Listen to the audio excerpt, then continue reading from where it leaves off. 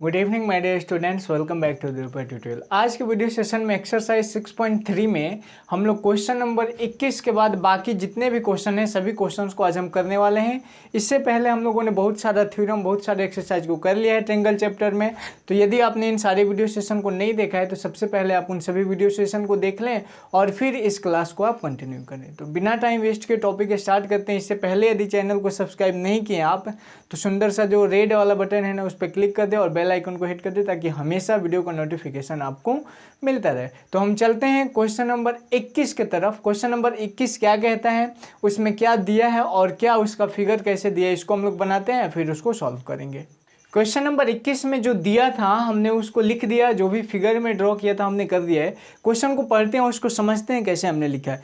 Question number 21 कह रहा है कि दिए गए चित्र में दो फिगर हमें यहाँ पे दिया गया है और इसमें क्या कह रहा है कि दिए गए चित्र में CM तथा RN क्रमशः CM तथा RN ये जो है दोनों ही त्रिभुज की क्या है, माध्यिका है। माध्यिका क्या करता है, तो माध्यिका जिस पर पड़ता है ना इसको दो भाग में विभाजित करता है। ठीक, आगे मैं समझाने वाला हूँ। ठीक, अब कह रहा है जो दिया था मैंने लिख दिया कि CM तथा RN क्रमशः त्रिभुज ABC तथा PQR की माध्यिकाएं हैं। और एक चीज और दिया है कि ये जो बड़ा वाला त्रिभुज ABC है और यहाँ पे बड़ा वाला त्रिभुज PQR है समरूप है। तो यहाँ पे मैंने लिख दिया। सिद्ध क्या करना है कि AMC त्रिभुज PNR के AMC त्रिभुज PNR का मतलब यह ट्रायंगल इस ट्रायंगल के समरूप है। फिर एक रेशियो सिद्ध करना हमें और फिर CMB मतलब यह ट्रायंगल और QNR इस ट्रायंगल के क्या है, समरूप है। यही चीज को हमें प्रूफ कर देना है। चलिए इसको प्रूफ करने की हम कोशिश करते हैं, देखते हैं कैसे प्रूफ होगा। यहाँ पे जो चीज हमारे पास दिया गया है ना उसी चीज को हम लिख देते हैं यहाँ पे। ठीक, तो क्या दिया है हमारे पास दिया है कि त्रिभुज ABC जो है समरूप है त्रिभुज PQR के। त्रिभुज ABC समरूप है त्रिभुज किसके छोटू, PQR के। ये चीज कहाँ से आया, तो दिया है। यहाँ पे आप एक चीज करिए, जब दो त्रिभुज समरूप हैं तो उनकी संगत भुजाओं का अनुपात बराबर है। तो लिखेंगे यहाँ पे कि दो समरूप त्रिभुजों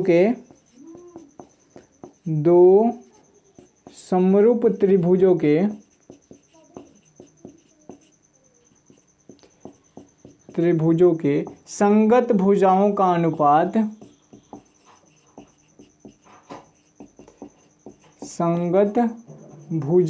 अनुपात बराबर होता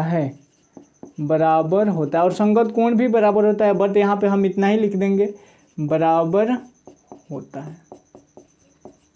चलिए अब इनका अनुपात निकाल लेते हैं। तो AB लेते हैं हम, तो AB का संगत भुजा क्या हो जाएगा, PQ बराबर। अगर हम BC लेते हैं तो BC क्या हो जाएगा, QR और बराबर। अगर AC लेते हैं तो यहाँ पे हो जाएगा PR। इतना चीज तो कंफर्म है ना, यहां तक हम लोगों ने कर दिया। अब हमें क्या करना है, हम इस AB को क्या लिख सकते हैं। अच्छा ये बताइए, ये जो AB की अगर बात करें तो यह और यह आपस में बराबर होगा। क्यों, क्योंकि CM दोनों त्रिभुज की माध्यिका और माध्यिका जिस पे पड़ती है आधार को दो बराबर भाग में क्या करता है, डिवाइड करता है। ठीक है, तो यहाँ पे हम लिख सकते हैं AB के बदले में हम क्या लिख सकते हैं, 2AM लिख सकते हैं। 2AM क्यों बोले हम, क्योंकि यहाँ पे देखिए यह और यह दोनों आपस में बराबर हो जाएगा। तो जितना ये उतना ही है, तो इतना दूरी और इतना दूरी, तो एक बार इतनी दूरी और एक बार इतनी दूरी, दो बार, तो दो बार M। अब बट्टा में उसी प्रकार PQ की बात करें तो PQ में क्या हो जाएगा, QN या PN हो सकता है। तो 2PN या 2QN लिख सकते हैं। तो यहाँ पे हम लिखते हैं 2PN। अब 2PN क्यों लिख रहे हैं, क्योंकि हमें इस त्रिभुज को इस त्रिभुज को समरूप करना है। तो इधर जब हम M लिए हैं तो इधर क्या लेंगे, PN। तो यहाँ पे लेंगे 2PN और बराबर हो जाएगा BC बटा में QR और बराबर हो जाएगा AC बटा में PR। ये चीज कहाँ से आए, तो लिखेंगे चूंकि CM तथा RN त्रिभुज ABC तथा त्रिभुज PQR की माध्यिका है, PQR की माध्यिका है। यह चीज हमने यहां से कर दिया। ठीक है, अब देखिए यहाँ पे 2 से 2 कट जाएगा तो यहाँ पे क्या बचेगा, AM बटा में PN बराबर BC बटा में QR बराबर AC और बटा में PR। ठीक, इसी प्रकार हम ये भी तो कर सकते हैं ना। यदि हम यहाँ पे AM की जगह पे BM लिए होते और यहाँ पे लिए होते NQ या QN, तो इस कंडीशन में यह भी तो बराबर हो जाते। तो डायरेक्टली हम लिख देते हैं क्या, BM बटा PN की जगह क्या लिखेंगे, QN बराबर BC और बटा QR और बराबर AC और बटा में, ठीक है। अच्छा, अब हम क्या करते हैं कि जो पहला हमें सिद्ध करना है, पहला क्या सिद्ध करना है, तो त्रिभुज AMC और त्रिभुज PNR समरूप है। लिखेंगे त्रिभुज AMC तथा त्रिभुज PNR में, ठीक है। अच्छा, यहाँ पे देखिए संगत अनुपात बराबर होता है। चलिए यहाँ तक छोड़ देते हैं, आगे हम इसको बताते हैं। देखिएगा ध्यान से, यहाँ पे हम इनका अनुपात लेते हैं। अनुपात लेंगे तो क्या हो जाएगा, AM बटा में PN, AM बटा में PN बराबर AC बटा PR बराबर AC बटा में PR। चेक करिए क्या यह दोनों त्रिभुज में है, तो क्या AMC में AM है। देखिए तो AMC में AM बटा में PN, तो इसका संगत भुजा ये हो गया, ठीक, बराबर AC बटा में PR, AC और बटा में PR, तो AC का संगत भुजा हो गया PR, ठीक। यहाँ से भी मैच कर लीजिए, AM बटा में PN, सही है, पहला दूसरा AC, तो AC पहला तीसरा और पहला तीसरा PR, सही है। अब यहाँ से हम एक चीज़ और कर सकते हैं, ये कैसे है, तो लिखेंगे साबित कर चुके हैं। यहाँ पे आया है ना, साबित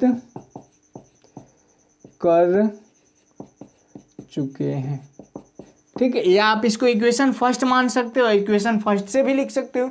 अब देखिए यहाँ पे कोण A जो होगा वह बराबर होगा किसके, कोण P के। ऐसा मैं क्यों कर रहा हूँ, क्योंकि दोनों ही त्रिभुज, बड़ा वाला त्रिभुज क्या है, समरूप है। यहाँ पे हम एक और चीज लिखना चाहिए था, का अनुपात बराबर होता है तथा संगत कोण भी बराबर होते हैं, तथा संगत कोण भी बराबर होते हैं, यही चीज़ यहाँ पे लिख लोगे। और यहाँ से कोण क्या लिखेंगे, कोण A बराबर हो जाएगा कोण P के, कोण B बराबर हो जाएगा कोण Q के, और कोण C बराबर हो जाएगा कोण R के। ये लिखोगे, उसके नीचे ये चीज़ लिख दोगे। तो ये भी हम लोगों ने साबित कर चुका है, यहाँ पे लिखाया है ना, लिख देंगे, या भी लिख सकते हैं त्रिभुज ABC। तो देखिए यहाँ पे भुजाओं का अनुपात बराबर हो गया, संगत भुजाओं का अनुपात, संगत कोण बराबर हो गए, तो इसलिए दोनों त्रिभुज AMC सिमिलर हो जाएगा त्रिभुज किसके, त्रिभुज AMC सिमिलर हो जाएगा त्रिभुज PNR के। और ये चीज़ हमें प्रूफ करना था, और ये कैसे हुआ, तो साइड एंगल साइड समरूपता से ये हमारा प्रूफ हो गया। दूसरा हमें इसी से प्रूफ हो जाएगा। अब यहाँ से हम दूसरा कर देते हैं। दूसरा क्या हो जाएगा, यहाँ पे सेम चीज़ ये लिखना होगा कि दो समरूप त्रिभुजों के, यहाँ पे मैं दो सिंपल सा लाइन खींच देता हूँ, दो समरूप त्रिभुजों के संगत भुजाओं का अनुपात क्या होता है, बराबर होता है। तो यहाँ से अब संगत भुजा का अनुपात आपको लेना है, क्या साबित करना है, CM बटा RN। तो CM बटा में RN, देखिए तो CM बटा में RN बराबर क्या हो जाएगा, AC और बटा में क्या हो जाएगा, PR। ये चीज़ हमने यहाँ से लिख लिया। यहाँ पे लिखोगे कि दो समरूप त्रिभुजों के संगत भुजाओं का अनुपात क्या होता है, बराबर होता है। और एक चीज़ और हमें दिया है, क्या दिया है यहाँ पे देखिए तो, AB बटा में PQ बराबर AC बटा PR लिखेंगे, चूंकि AB और बटा में PQ बराबर AC बटा में PR।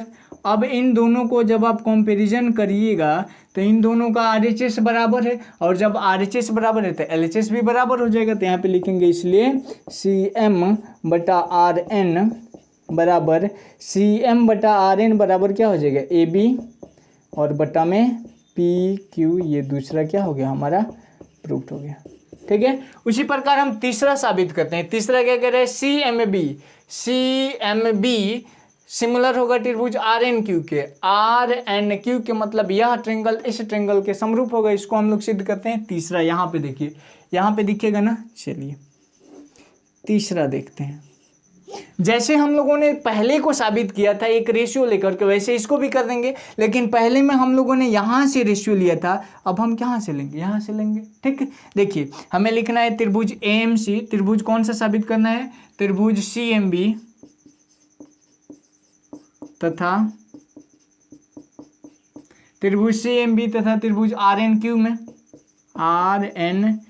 में। अब देखिए यहाँ पे दोनों में अनुपात क्या है, इससे हमें लिखना है BM बटा QN, BM बटा में QN बराबर BC बटा में QR, BC बटा में QR।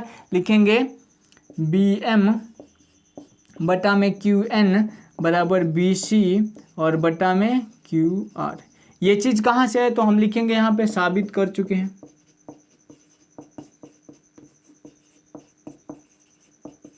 साबित कर चुके हैं। और यहाँ पे संगत कोण कौन सा बराबर होगा, तो कोण B बराबर होगा कोण किसके, Q के। तो यहाँ पे देखिए दिया है कोण B बराबर है कोण Q के, और कोण B बराबर हो गया किसके, कोण Q के। ये चीज़ देखिए कहाँ से आया, यहाँ अनुपात देखिए, तो BM इसकी संगत भुजा क्या हो जाएगा, QN, तो BM बट्टा में QN। उसके बाद BC, तो BC का संगत भुजा क्या हो जाएगा, QR, तो BC बट्टा में QR दे दिया। इसलिए लिखेंगे त्रिभुज CMB समरूप हो जाएगा त्रिभुज RNQ के, कैसे, साइड एंगल साइड समरूपता से। और यही हमें प्रूफ करना था, तीनों प्रूफ हो गया। थोड़ा सा लॉन्ग क्वेश्चन है क्योंकि एक ही में 3 दे दिया था। ठीक, तो इसको अच्छे से आप लोग नोट कर लो। कोई भी दिक्कत होता है, कोई कन्फ्यूजन होता है तो आप वीडियो में कमेंट करें। इसमें एक नया चीज़ आपको देखने को मिला, माध्यिका। माध्यिका के बारे में हम लोगों ने क्या जाना कि माध्यिका जो होता है शीर्ष से जिस भुजा पे गिरता है, मान लीजिए यहाँ से इस भुजा पे, तो इसको 2 भाग में बांटा। ठीक, यहाँ से इस पे गया तो इसको 2 भाग में बांट देगा। डन। तो आते हैं हम अब क्वेश्चन नंबर 22 की तरफ। 22 नंबर क्वेश्चन क्या है उसको देखते हैं। क्वेश्चन नंबर 22 को पढ़िए ध्यान से, क्या कह रहा है। क्वेश्चन नंबर 22 का फिगर इधर है, साथ में 23 को भी मैंने कर दिया क्योंकि छोटा छोटा सॉल्यूशन है इसका, दैट्स व्हाई हमने बोला कि एक ही बार में कर देते हैं। 22 नंबर कह रहा है कि बगल के चित्र समांतर चतुर्भुज ABCD, यह एक ABCD समांतर चतुर्भुज जिसका विकर्ण क्या है BD, जिसका एक रेखाखंड A इस प्रकार कट कर रहा है कि ये दोनों कहाँ पे कट कर रहे हैं, F बिंदु पर प्रतिच्छेद कर रहे हैं। जो चीज़ मैंने दिया है लिख दिया था। क्वेश्चन में आपको प्रूफ क्या करना है, DF इंटू FE बराबर BF इंटू FA। इस चीज़ को आपको प्रूफ करना है। सिंपल सा वर्क है, इसमें करना कुछ नहीं है, आपको सिंपली दोनों त्रिभुज को समरूप दिखा देना है। कौन कौन सा दोनों त्रिभुज, तो देखिए किसमें है, DF इंटू FE, DF और FE। ठीक, और यहाँ पे है BF into FA, BF into FA। इसका मतलब ये हुआ इस त्रिभुज और इस त्रिभुज को आप क्या करिए, समरूप दिखा दीजिए। इस त्रिभुज का नाम बोले तो क्या हो जाएगा, देखिए यहाँ पे त्रिभुज, इसका नाम लिखिए, इसका नाम लिखना है और इसका नाम। तो पहले हम लेते हैं 1 से। कोण 1 बराबर है कोण 2 को, कोण 2 से, क्यों, क्योंकि एकांतर कोण है, ये दोनों समांतर रेखा, तो यह क्या होगा, एकांतर कोण। तो कोण ये तो कोण हो गया, तो AFD तथा त्रिभुज AFD, तो इधर 1 2 के बराबर है, तो AFB के बराबर हो जाएगा त्रिभुज EFB में। ठीक है, यहाँ पे क्या हो जाएगा, कोण 1 बराबर हो जाएगा कोण 2 के। ऐसा क्यों, क्योंकि एकांतर कोण है। क्यों है ऐसा, एकांतर कोण से। दूसरी दफ़ा हम क्या कर सकते हैं, दूसरी दफ़ा आप ये कह सकते हो कि यहाँ से एक चीज़ और हम बराबर, कोण 3 बराबर हो जाएगा कोण 4 के। कोण 3 बराबर कोण 4, ऐसा क्यों हुआ, क्योंकि यह क्या है, शीर्षाभिमुख कोण है, वर्टिकली अपोजिट एंगल, बहुत बार आ चुका है। ठीक है, शीर्षाभिमुख कोण। यदि 2 त्रिभुजों के 2 कोण आपस में बराबर हो गए तो दोनों त्रिभुज क्या हो जाएंगे, समरूप हो जाएंगे। AFD सिमिलर हो जाएगा त्रिभुज EFB के। कैसे हुआ, तो एंगल समरूपता से।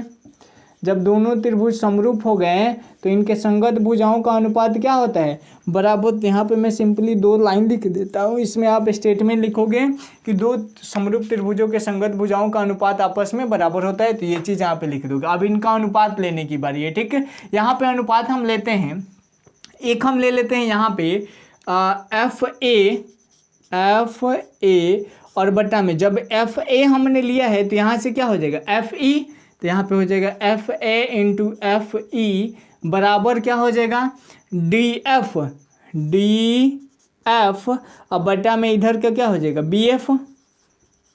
अब यहाँ पे बस क्रॉस गुणा कर दीजिए, क्रॉस गुणा करेंगे तो क्या आ जाएगा D F into F E बराबर B F into F A, और यही तो हमें प्रूफ करना था। देखिए प्रूफ भी हो गया। देखिए तो D F into F E, D F into F E बराबर B F into F A, easily proof हो गया। अब आते हैं हम क्वेश्चन नंबर 23 की तरफ। 23 नंबर क्वेश्चन में यह यहाँ से अलग है छोटू, ठीक। देखिए क्या कह रहे थे, इस नंबर क्वेश्चन को ध्यान से पढ़िए। 23 नंबर क्वेश्चन कह रहा है कि दिए गए चित्र में, ये जो चित्र दिया गया है इसमें ए बी सी एक त्रिभुज है जिसमें कोण ए बी ए सी का मान दिया है 90 डिग्री, और इसके बारे में क्या बोला है कि डी ई एफ जी एक वर्ग है, और वर्ग की चारों भुजाएं क्या होती है आपस में बराबर होती है। इस वजह से मैंने लिखा है डी बराबर बी एफ ई बराबर एफ जी बराबर जी डी, ये सब भुजा आपस में क्या होगा बराबर। ये सब भुजा कैसे, यह और यह जब आपस में बराबर हो गया तो क्या करेंगे, सिंपली हम क्या करेंगे, सिद्ध क्या करना है डी स्क्वायर बराबर बी डी इंटू इसी। सिंपली आपको छोटा सा वर्क करना है कि इस त्रिभुज को और इस त्रिभुज को, दोनों छोटा छोटा त्रिभुज है ना, इन्हीं दोनों त्रिभुज को आपको सिमिलर दिखा देना है, आसानी से प्रूफ हो जाएगा। तो सिमिलर दिखाने के लिए देखिए, पहला कोण एक तो बराबर है कोण दो के, बराबर है नहीं है, ऐसा दिया नहीं है, कोई क्लू नहीं दिख रहा है, लेकिन एक चीज दिख रहा है कि कोण 3 बराबर है कोण 4 के। तो हम किसी भी तरह से यदि कोण 1 और कोण 2 को आपस में बराबर कर दें तो यहाँ से हमें एक चीज कंफर्म हो जाएगी, दोनों त्रिभुज हम सिमिलर दिखा पाएंगे, ठीक। तो यहाँ पे लिखते हैं हम त्रिभुज, बड़े वाले त्रिभुज में ले लें, त्रिभुज ABC में, त्रिभुज ABC में, त्रिभुज ABC में कोण 1 और कोण C का योग कितना हो जाएगा 90 डिग्री, क्योंकि यह अकेले कितना है 90 डिग्री, और त्रिभुज के तीनों कोणों का मान 90 डिग्री। तो यहाँ से लिखेंगे कोण 1 और प्लस कोण C बराबर दे दिया 90 डिग्री। कैसे, क्योंकि त्रिभुज, चूंकि त्रिभुज ABC एक समकोण त्रिभुज है, समकोण ये त्रिभुज है, ठीक है। यहाँ पे आप त्रिभुज वर्ड लिखोगे, मैंने सिंबल दे दिया। पुनः ये जो इधर वाला त्रिभुज है FEC, त्रिभुज FEC में, त्रिभुज FEC में भी अगर यह 90 डिग्री है तो कोण C और कोण 2 का मान, कोण 2 और प्लस कोण C बराबर हो जाएगा 90 डिग्री। ऐसा क्यों, चूंकि त्रिभुज FEC एक समकोण त्रिभुज है, FEC एक समकोण त्रिभुज है। अब देखिए इन दोनों को जब कंपैरिजन करेंगे तो दोनों का राइट साइड बराबर तो लेफ्ट भी बराबर होगा, अर्थात कोण 1 प्लस कोण C बराबर कोण 2 प्लस कोण C, कोण C से कोण C कटेगा, कोण 1 का मान आ गया कोण 2 के बराबर। पहला कोण हम लोगों ने जिसे बराबर करना था कर दिया। पुनः कोण 3 बराबर हो जाएगा किसके, कोण 4 के। ऐसा क्यों, क्योंकि यह 90 डिग्री दिया है, ठीक। तो दो त्रिभुजों के दो कोण आपस में बराबर हो गए, इसलिए त्रिभुज, इनका नाम लिखना है BDG, BDG। तो त्रिभुज BDG समरूप हो जाएगा त्रिभुज किसके, BDG समरूप हो जाएगा। तो B यहाँ से लेना तो FEC के, त्रिभुज FEC के, और यह चीज़ कहाँ से है, लिखेंगे एंगल समरूपता से, एंगल समरूपता से दोनों त्रिभुज क्या हो गए, समरूप हो गए। फिर वही वो पुराना वाला स्टेटमेंट बड़ा फेमस है इसमें कि दो समरूप त्रिभुजों के संगत भुजाओं का अनुपात क्या होता है, आपस में बराबर होता है। यह स्टेटमेंट लिख दोगे। जब संगत भुजाओं का अनुपात बराबर होता है तो यहाँ से हम अनुपात निकालते हैं। ये देखिए BD और बटा में FE हो जाएगा ना, BD बटा में FE बराबर क्या हो जाएगा, एक और कौन सा हम ले लें, DG अब बट्टा में क्या हो जाएगा EC। अब क्रॉस गुणा करते हैं तो यहाँ से क्या हो जाएगा BD इंटू, सॉरी इधर करते हैं, FE इंटू DG और बराबर हो जाएगा BD into EC, BD into EC। हमें क्या साबित करना है, DE का स्क्वायर बराबर BD इंटू EC। DE हमें नहीं पता है, लेकिन FE और DG इस सब वर्ग की भुजा है, तो FE बराबर DG और बराबर D, तो हम इन दोनों के बदले में लिख सकते हैं DE गुणे DE, और बराबर बी डी और इंटू ई सी जैसे वैसे ही रहने देते हैं। ऐसे क्यों लिखें? क्योंकि डी ई और एफ ई और डी जी क्या है? दोनों वर्ग की भुजा है। ठीक, तो यहाँ पे लिखेंगे चूंकि डी ई एफ जी एक वर्ग है और वर्ग की भुजाएं क्या होती है? आपस में बराबर होती है। ऊपर भी हम लोगों ने लिखा है, तो ये हो जाएगा डी में डी से गुणा करेंगे तो डी के स्क्वायर बराबर बी डी और इंटू ई सी, और यही चीज़ हमें प्रूफ करना था कहीं ना कहीं। ठीक, देखिए आसानी से प्रूफ हो गया। देखें, अब देखिए, अब हम आएंगे क्वेश्चन नंबर 24 की तरफ। क्वेश्चन नंबर 22, 23 को आसानी से देख लिया हम लोगों ने। इधर के मैं सारे क्वेश्चन इसलिए बता रहा हूँ क्योंकि ट्रिंगल से इंपॉर्टेंट क्वेश्चंस पूछे जाते हैं और सभी थ्योरी का उपयोग हो रहा है। ठीक है, तो आप लोग इसको अच्छे से नोट कर लीजिए और फिर हम लोग आते हैं क्वेश्चन नंबर 24 की तरफ। क्या कहता है 24 नंबर क्वेश्चन, इसको देखते हैं। क्वेश्चन नंबर 24 छोटू, हम लोगों ने हाइट एंड डिस्टेंस में इस तरह के क्वेश्चन पढ़ा था। ठीक है, लेकिन हाइट एंड डिस्टेंस यहाँ पे नहीं, यहाँ पे अलग तरीके से बनाना होगा। देखिए, कह रहा है कि एक ऊर्ध्वाधर छड़ी जो 15 सेंटीमीटर लंबी है। ठीक, क्वेश्चन नंबर 24 में कह रहा है कि एक छड़ी है अपने पास, तो हमने क्या किया, एक छड़ी बना दिया यहाँ पे और इसकी लंबाई कितनी दिया है? 15 सेंटीमीटर। ठीक है, और यह कहाँ पे रखेंगे हम लोग? ज़मीन पे रखेंगे, तो ये हो गया ज़मीन। फिर जमीन पर 12 सेंटीमीटर लंबी छाया बनती है। तो छाया कब बनेगा? जब यहाँ पे सूरज होगा तो तभी ना बनेगा। जब यहाँ पे सूरज होगा तभी छाया बनेगा। और छाया कितने का बनेगा? तो यह बनेगा हमारा 12 सेंटीमीटर का। ये हो गया हमारा 12 सेंटीमीटर का छाया जमीन पे ही बनता है।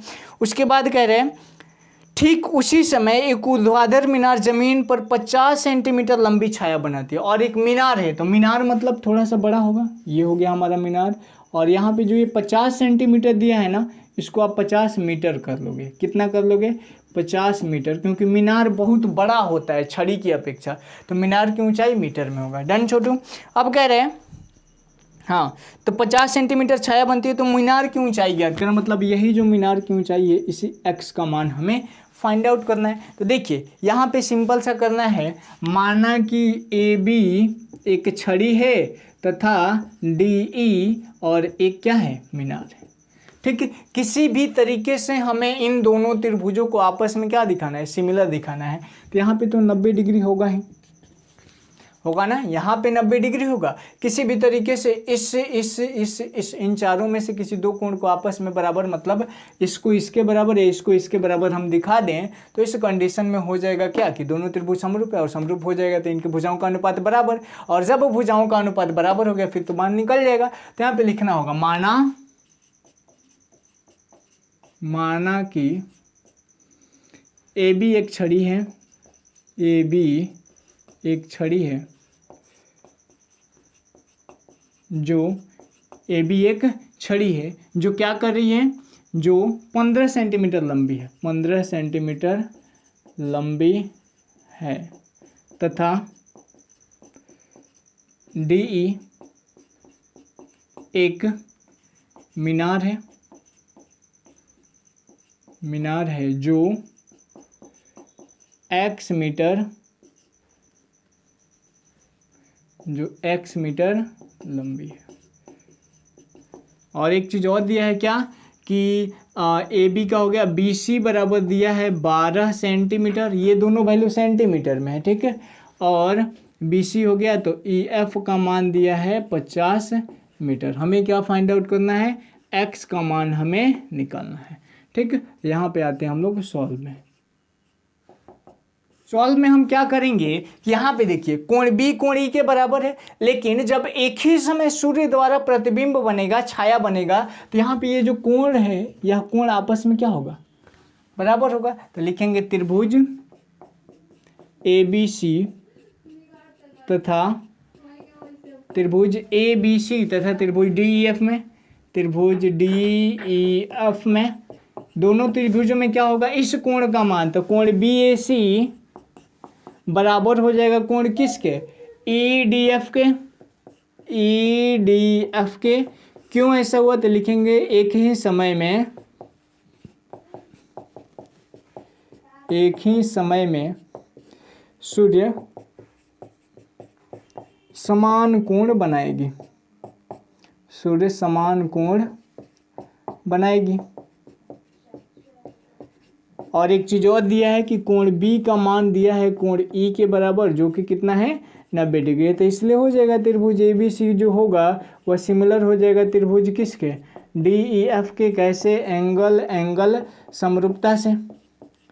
एंगल समरूपता से दोनों ही त्रिभुज आपस में क्या हो जाएंगे, समरूप हो गए। जब समरूप हो गए तो फिर दो फेमस स्टेटमेंट लिखना है कि दो समरूप त्रिभुजों के संगत भुजाओं का अनुपात आपस में बराबर होता है। जब संगत भुजाओं का अनुपात आपस में बराबर होता है, संगत भुजा ले लीजिए। यहाँ पे लेते हैं हम AB, तो AB का संगत भुजा क्या हो जाएगा, AB का संगत भुजा D बराबर BC और बटा में EF। आप इसको भी ले सकते हैं, लेकिन इसका मान तो हमें दिया नहीं है, तो क्या फ़ायदा फिर।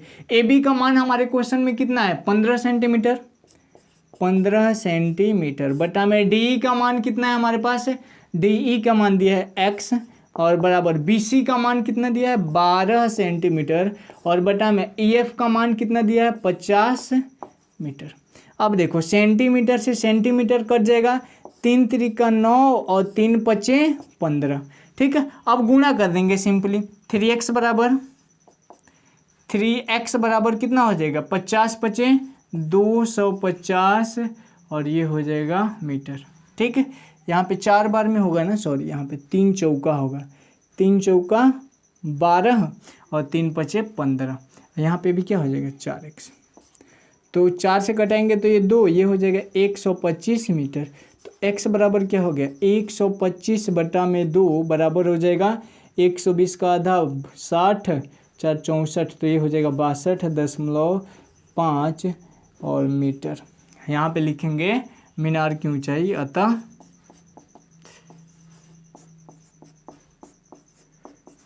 मीनार की ऊंचाई बराबर 62.5 मीटर, यही हमारा आंसर हो जाएगा, ठीक है। सेम इसी तरह का है क्वेश्चन नंबर 25। तो क्वेश्चन नंबर 25 को हम देखते हैं क्या कहता है, फिर आगे देखते हैं। पहले आप इसको अच्छे से नोट कर लीजिए।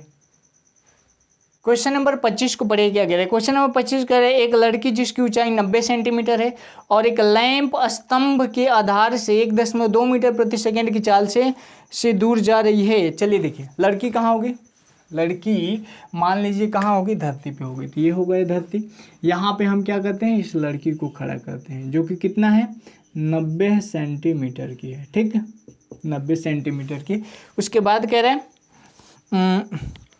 कहाँ गया, हाँ, कह रहा है कि एक लैंप स्तंभ से दूर जा रही है। तो अच्छा ये बताइए, लैंप स्तंभ इधर होगा तब ना इससे दूर जाएगी। तो मान लेते हैं हमारा ये जो है एक कोई लैंप स्तंभ है। लैंप स्तंभ का मतलब कोई पोल है जिस पे लैंप नहीं लगा होता है, उसी टाइप का।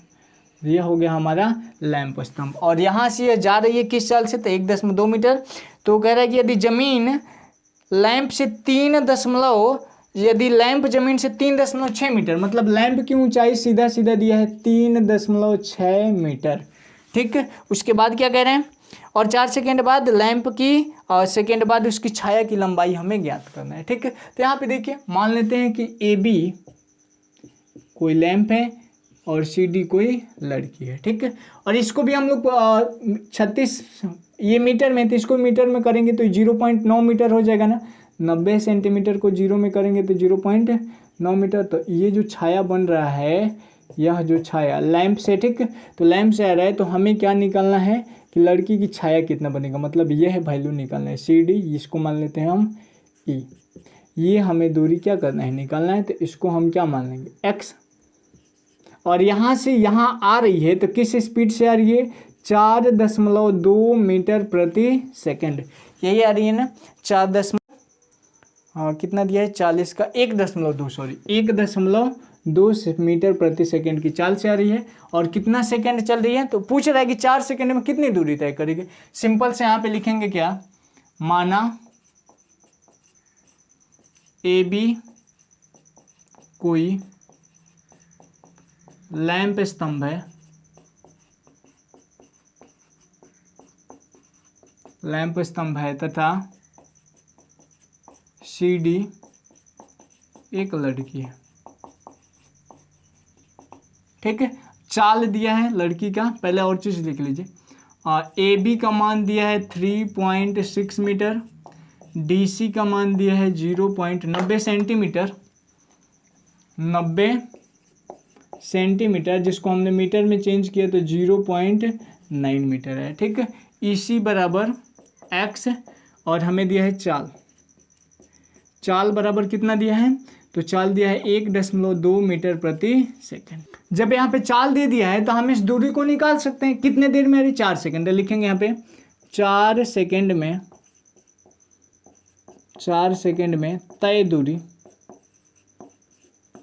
1 सेकंड में कितना, 1.2 मीटर, तो 4 सेकंड में 4 से गुणा करेंगे तो 4 2 कम 4 और 4 दूना 8, 4.8 मीटर, मतलब इसका मान आ गया 4.8 मीटर। अब किसी भी तरीके से हमको इस त्रिभुज और बड़े वाले त्रिभुज को सिमिलर दिखा देना है। तो यहाँ पे देखिए ये भी 90, ये भी 90, ये और ये क्या हो जाएगा, संगत कोण से बराबर हो जाएगा। या आप ये भी कह सकते हैं कि लैंप द्वारा एक ही समय में बनाया गया क्या हो गया, दूरी। तो यहाँ पे लिखेंगे त्रिभुज ABE तथा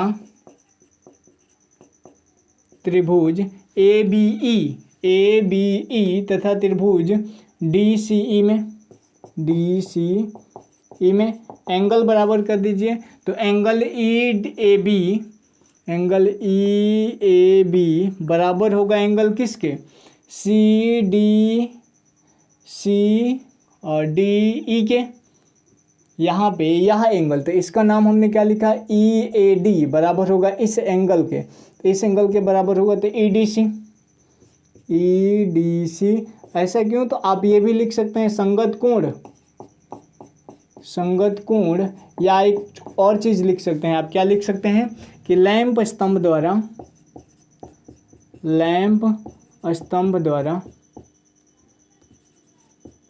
बना कोण है, तो बना कोण है तो बराबर होगा ही।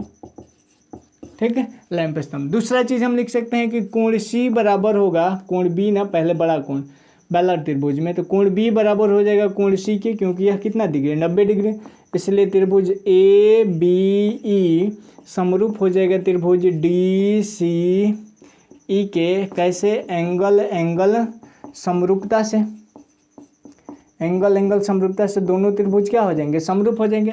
जब यह समरूप हो जाएगा तो वही फेमस स्टेटमेंट, दो समरूप त्रिभुजों के संगत भुजाओं का अनुपात क्या होता है, बराबर होता है। तो अब सिंपली आपको संगत भुजा ले देना है। बड़े वाले त्रिभुज में AB का मान है ना हमारे पास है, तो AB अब बट्टा में क्या हो जाएगा, यहाँ पे AD, AB बट्टा में, सॉरी यहाँ पे त्रिभुज है ना DC, AB बट्टा में DC और बराबर हो जाएगा AE। तो AE का मान है हमारे पास, नहीं है, तो AE ना लेकर के हम BE ले लेते हैं। BE का मान है हमारे पास, तो BE और बटा में, जब यहाँ पे BE हमने लिया तो यहाँ पे लेना होगा CE, तो यहाँ पे हो जाएगा CE। चलिए AB का मान कितना है हमारे पास, तो 3.6 मीटर। DC का मान कितना है, DC का मान 0.9 मीटर बराबर BE का मान, तो BE का मान कितना हो जाएगा, x + 4.8, ये भी मीटर में, अब बटा में CE का मान कितना है, x। अब देखिए मीटर से मीटर, पॉइंट से पॉइंट, 9 एकम 9, 9 चौका 36, क्रॉस गुणा कर दीजिए, 4x बराबर x + 4.8 मीटर। यहाँ पे देखिए 4x में से एक गो x घटेगा, तो 4x - x बराबर 4.8 मीटर, तो 4 गो x तो 3 गो x हो जाएगा ना, 3x बराबर 4.8 मीटर, 3 एकम 3 और 16 तिया 48, तो x बराबर हो जाएगा 1.6 मीटर। क्या पूछ रहा है क्वेश्चन में, क्वेश्चन में पूछ रहा है कि 4 सेकंड बाद छाया की लंबाई देखेंगे, अतः 4 सेकंड बाद छाया की लंबाई बराबर, 4 सेकंड बाद छाया की लंबाई कितनी आ गई, 1.6 मीटर। यही हमारा आंसर हो जाएगा। ठीक है, बाकी के जो भी क्वेश्चन है उसको नेक्स्ट वीडियो सेशन में हम करेंगे, क्योंकि यह वीडियो थोड़ा सा लंबा हो गया। ठीक है, अभी 35-36 मिनट का वीडियो हो गया, तो थोड़ा सा लंबा हो रहा है, जिसकी वजह से हम क्वेश्चन को स्टॉप करें यहीं पे। बाकी जितने भी क्वेश्चन है, 4-5 और क्वेश्चन है, 29 तक है, तो 26-27 4 क्वेश्चन है, तो इसको नेक्स्ट वीडियो सेशन में कर लेंगे, और चारों जो है एक ही थ्योरम पे है। ठीक है, तो मिलते हैं नेक्स्ट एपिसोड में, तब तक के लिए bye bye, take care, that's all.